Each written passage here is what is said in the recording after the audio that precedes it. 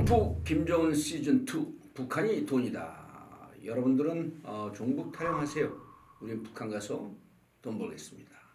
전 우주적 최고의 북한 문제 전문가 진유가 교수님 자리하셨습니다. 안녕하십니까. 사람들이 좋아해요. 최고의 전문가를 좋아해요. 제가 세상을 살아보니까요. 네.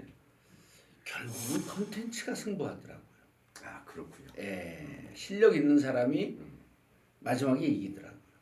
어쨌든 그래서 우리는 지난번에 북한 부동산 그 얘기를 듣고 좀 신선하다라고 하는 문자를 제가 좀 받았어요. 아 예. 예, 많이는 안 보지만 어쨌든 앞으로 지속적으로 계속 볼 만한 방송. 그런데 이제 오늘은 지난주에 이재명 대표 네. 무죄 받았던 완벽 무죄죠. 완벽 무죄. 네, 정말 완벽하다는 평가가 많이 있는 것 같습니다. 그 얘기와 그 다음에 현재 진행 과정 요거를 이제 좀 말씀을 좀 드리고 모처럼 정치 방송을 간혹 이렇게 좀 섞어줘야지. 뭐 일정이나 이런 좀 이 타임 스케줄 보면은 그 봉도사님이 예언하신 거랑 거의 좀 비슷하게. 그렇죠. 것 제가 이제 3월 중에 판결 안 난다 그랬거든요. 3월 중에 판결 안 난다. 그 내부 분위기를 이제 좀 봐야죠. 그리고 많은 기자분들이 내부 정보는 나오지 않는다 그러거든요. 근데 나옵니다. 그러니까 여기 백엔잎 송사 때문에 그런지 어떤지는 모르겠습니다. 이게 패턴을 보면 분석이 됩니다. 헌재가 지금 어떤 행동을 하고 있는지 3주체가 있잖아요. 헌재가 있고 용산이 있고 민주당이 있어요. 근데 민주당에서 헌재와 소통하는 사람들이 분명히 있습니다. 한 명 정도는 있어요. 그럼 한 명이 누군지 알 거 아니에요? 네. 용산도 한 명 정도는 소통을 합니다. 그리고 그 헌재 재판관들도 그 아주 가까운 판사분들하고 예. 뭔가를 물어보고 그러신다는데. 전임 재판관. 네. 그게 나오는 것 같아요. 살짝. 그러면. 네. 그래서 그런 걸 통해서 정보를 하고 용산, 민주당, 헌재 이쪽의 패턴을 분석하면 대체적인 흐름이 잡힌다. 그래서 제가 2월 말서부터 얘기를 했어요. 이 상황을.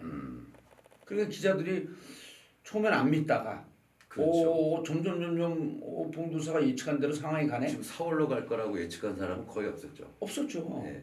지금은 이제 서로 팽팽하게 물고 땡기고 있기 때문에 한쪽으로 기울면 못 버티죠. 압박을 하니까. 근데 양쪽이 팽팽하기 때문에 지금은 버티고 있는 거죠. 양쪽이 팽팽하다는 게 4대 4이기 때문에 팽팽하다가 아니라 한 명이라도 논리를 버티면 팽팽하다고 볼 수 있는 거거든요. 어쨌든 그래서 이제 그 얘기로 오늘 좀 말씀을 좀 드려야 되겠다. 네. 이거 인트로 하면서 시간 나가네. 네. 그러니까. 그런데 이제 그 무죄를 어떻게 보셨어요? 그 보고 느낌이? 글쎄 저는 그 애초에 이건 각하돼야 될 사안을 예. 꼬고 꼬아서 기소한 사건이었기 때문에 예. 사실 1심 유죄가 정말 충격적이었거든요. 예. 아마 지난 11월 말 제가 저 광주에서 컨퍼런스 할 때 그때 그 소식 듣고 그 외국인들도 같이 있었는데 외국인들로부터 질문도 많이 받고 예. 특히 연변대 교수님들도 계셨고 그랬는데 이건 너무 좀 충격적이었죠. 근데 2심 같은 경우는 정상적이라면 당연히 무죄라고 판단을 했지만 예. 근데 1심의 판결을 너무 뒤집어 버리는 거는 또 판사 세계만의 이 뭔가 또 서로 간의 그 예우 같은 게 있지 않을까. 좀 불편하죠. 예, 불편할 수도 있겠다 싶었는데 판결을 보니까 1심 판사들이나 검사들이 완전히 잘못했다라는 걸 얘기하는 그런 정반대 결론이었거든요. 그러니까 이제 그런 얘기들이 이제 좀 흘러나왔어요. 작심하고 썼다. 예. 작심하고 썼다. 그리고 그러니까는 1심 재판부에 대한 자기들 판사들끼리 배려 이런 거를 생각하기에는 너무 중차대한 사안이다. 전혀 고려하지 않아요. 네, 전혀 고려해서는 안 된다. 네. 이거는. 근데 이 사안이 허위사실 공표예요. 허위사실 공표. 사안이. 예, 사안 자체가 허위사실 사안 자체가. 공표입니다. 예.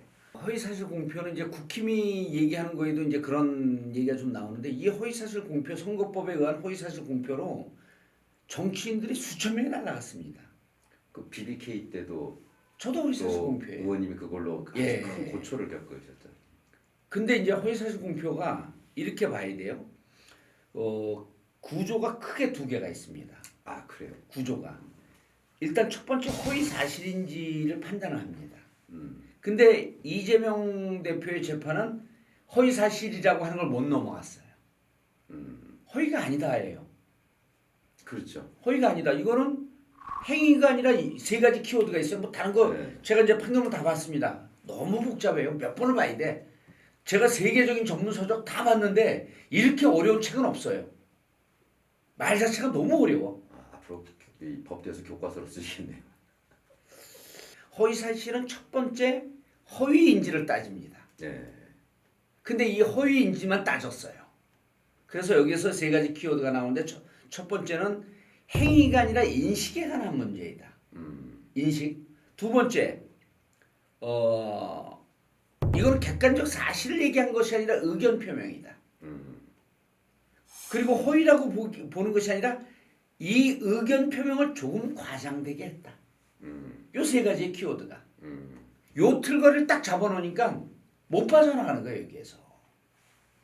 그러면 두 번째가 큰 구조 중에 두 번째가 허위에 대한 인식이 있느냐 없느냐예요. 보통 허위 사실 공표는 증거가 없습니다. 그 증거를 어거지로 만드는 거예요, 자기들이. 그리고 검사들이 막 이렇게 저렇게 증거를 만들어요. 교유행위라는 듣도 보도 못한 단어가 나왔습니다. 맞아요. 그 다음에 이제 증거를 갖다 껴맞추면 증거는 없는데 이렇게 해요. 허위인데 피고인이 허위에 대한 인식이 있냐 없냐를 따져요. 나는 허위에 대한 인식이 없었습니다라고 주장을 하잖아요. 이걸 만약에 허위라고 했으면 이재명 대표가 이랬어. 난 허위에 대한 인식이 없었습니다. 허위라고 생각하지 않았습니다. 그럴 때 뭐로 유죄를 따지는 줄 알아요? 너는 말은 그렇게 하지만 네 마음속에는 거짓인지 이미 알고 있었어. 그게 그 처벌의 근거가 된다는 처벌의 근거. 이게 관심법이에요. 이걸 법적 용어가 미필적 고의입니다. 미필적 고의. 너는 허위가 아니라고 주장하지만 네 마음속에는 허위라고 하는 인식이 있었기 때문에 의도하지 않은 고의성이 있었다. 이게 미필적 고의예요. 이게 뭐냐면 판사가 자기 마음대로 하는 사또 재판입니다. 그러니까 이재명 대표가 계속 그러잖아. 어떻게 기억을 처벌할 수 있습니까? 관심법입니까? 내 마음속으로 어떻게 합니까? 근데 그쪽으로 넘어가게 되면 위험하니까 판사가 그쪽 넘어가기 전에 허위가 아니라고 딱 찍어버린 거예요. 그렇군요. 예, 이게 보통 사람들 보면 무슨 얘기인지 몰라요. 이게 행위가 아니라 왜 인식의 문제라고 얘기했지? 왜 의견 표명이라고 얘기했지? 사실 적시면 허위라고 넘어가야 돼요. 사실을 적시하지 않았냐? 국토부에서 압박을 느꼈습니다. 의견 표명입니다. 그렇죠. 제 생각이 그랬다는 겁니다. 아니 그것도 압박을 느꼈다는 거는 다른 사안을 압박을 느꼈다는 것이고 예. 또 대장동 건에 대해서는 그렇게 얘기를 안 했는데 예. 이거 투먹 잘라가지고 앞뒤를 붙여버렸죠. 붙여버린 거 아니에요. 그리고 이제 검사는 그것도 조작이죠. 검사는 압박을 느꼈다라고 하는 구체적인 증거가 없으므로 구체적인 증거가 없으므로 압박을 느꼈다는 건 허위 사실이다 이렇게 얘기한 거예요. 그러니까 어떻게 학력고사나 수능을 봤는지 모르지만 그런 식으로 답안을 풀면 절대 정답이 될 수가 없잖아요. 그게 검사의 논리예요. 그렇죠. 그래서 지금의 검사는요. 단 하나의 문장이 아니라 단 하나의 표현만 줘봐라. 모든 사람을 유죄로 만들 수 있다. 크리스마스 날을 부처님 탄생 일로 바꿀 수가 있다면서요. 검찰은. 아니 지금은요. 그런 얘기 직접 했다고. 예수님이 태어나도 네. 예수님도 유죄예요. 그리고 검사들이 하는 얘기가 있어요. 서울역에 있는 사람들 지나가는 사람들 KTX 타려고 지나가는 사람들 한 명만 데리고 와봐라. 다 유죄로 만들 수 있다. 그러니까 이제 이재명 대표 변호 그리고 이제 또 하나 여기서 핵심은 뭐냐면 이재명 대표가 준비를 잘했어요.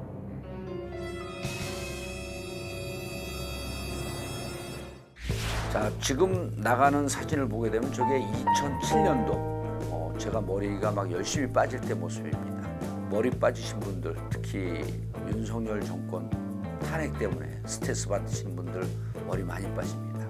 저 때의 저 머리와 지금의 제 머리를 비교해 보시고 네이버에서 나라모 검색해서 나라모 열심히 드시다 보면 여러분도 풍성한 모발을 자랑할 수 있습니다. 한 3개월 정도 드시면 그때부터 효과가 좀 나오고요. 뭐 일주일 먹었는데 안 난다 그러면 안 납니다. 일주일 먹어. 네, 한 3개월 정도 드시다 보면 제가 이것저것 다 해봤는데 역시 나라모가 최강이다.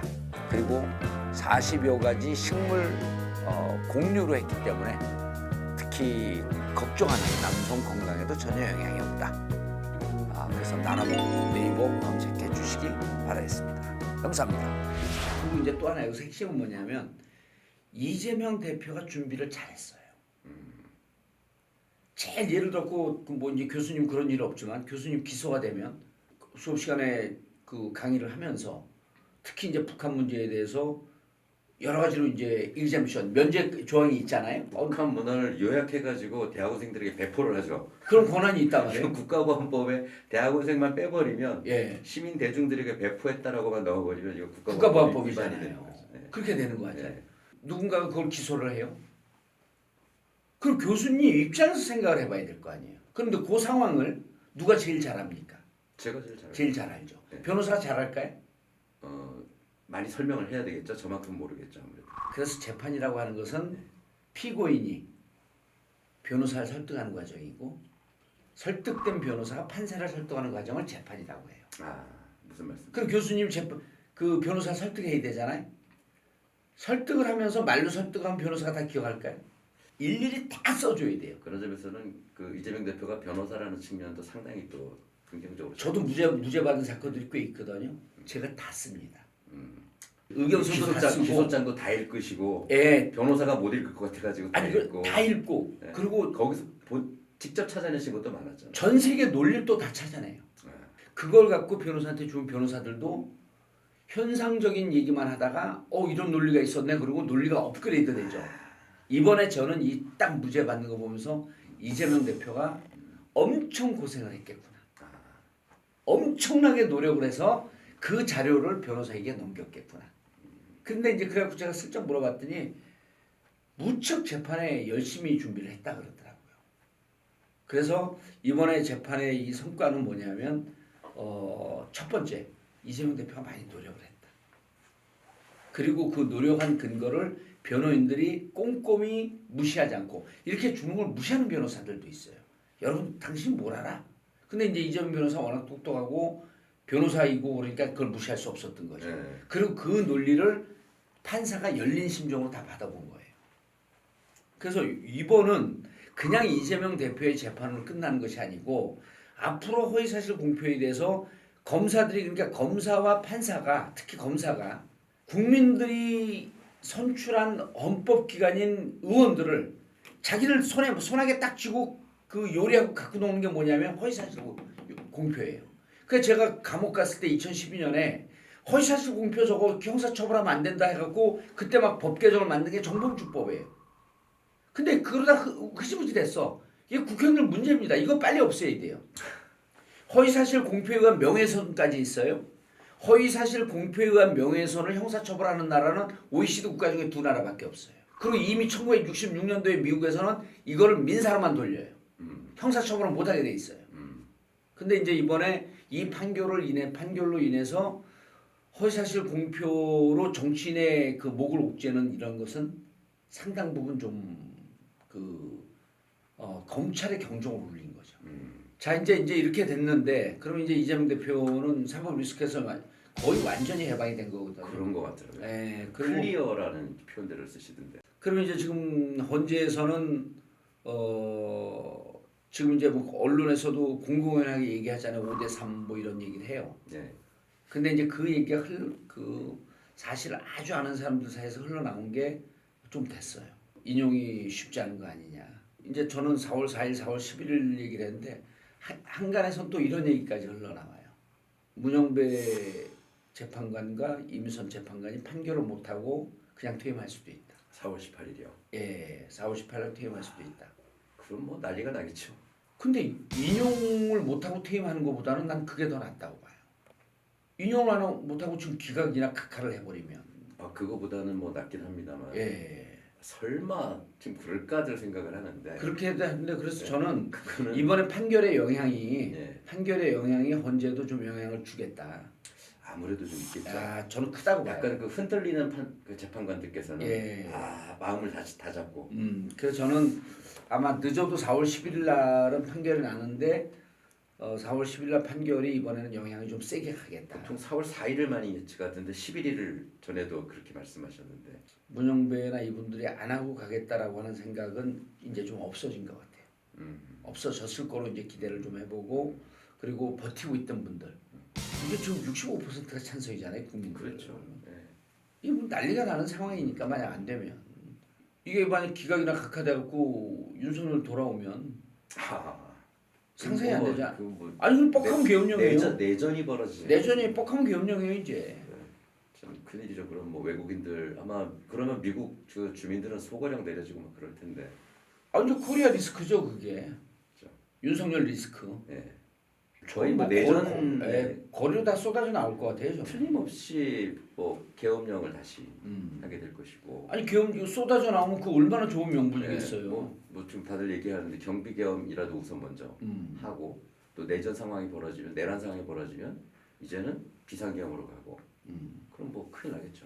야 그런 상황을 그걸 이제 헌재 재판관들이 어떻게 하냐에 따라 가지고 국군이 8분의 손에 지금 달려 있는 상황이다. 참 불합리해 보이기도 하지만 그래서 지금 현실은 그렇죠. 6명이라도 확보가 되면 저는 빨리 해야 된다고 봐요. 그럼. 그리고 그 지난주 그 목요일날 재판이 헌재 이제는 그 들리는 소문도 그런 헌재도 상당히 충격을 받았다. 이제는 흔들려야죠. 충격을 받았다는 게 흔들리지 않아야죠. 아니 그 좋은 쪽으로. 저쪽으로 그러니까 그 기각 각하 쪽으로 갔던 분들이 약간 저쪽으로 갔던 분들이. 예. 왜냐면 그게 누가 흔들린다는 얘기 나오거든요. 근데 2명 정도가 요지부동이고 2명이 흔들흔들하거든요. 요지부동인 분은 남자분 두 분. 남자 하나 여자 하나. 그렇습니까? 예. 남자 하나 여자 하나. 그 여자분은 좀 오락가락 하시는 것 같은데. 아니 그분이 상당히 그리고 그분이 이제 한간을 떠도는 찌라시 보면 정계선 재판관하고 붙었다는 거거든요. 네. 그분은 이제 24기, 네. 정계선은 27기. 제가 기수도 이제 다 알잖아요. 네. 그리고 이제 그래서 24기하고 27기가 붙었다는 찌라시가 돌았어요. 그 고분이고 그다음에 남자분 한 분도 그 재판할 때는 상당히 그 수용적인 인형적으로 수용적인데 실제 들어가고는 완고하게 버티고 있어. 그 두 분이 버티고 있고 남자 두 분이 흔들흔들하고 있고. 예, K 모 씨, C 모 씨. J가 아니고 C로 CH. 그렇죠 뭐 이제. 예.